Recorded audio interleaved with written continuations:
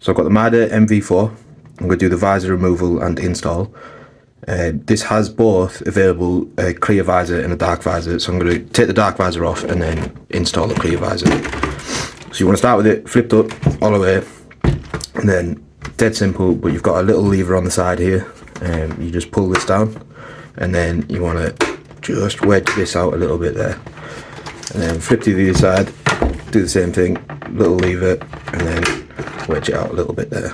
There we go, nice and easy. Okay, to get the visor back on, another easy job. Your visor has these little pins here, and you're just going to line them back up with the holes that they came back out of.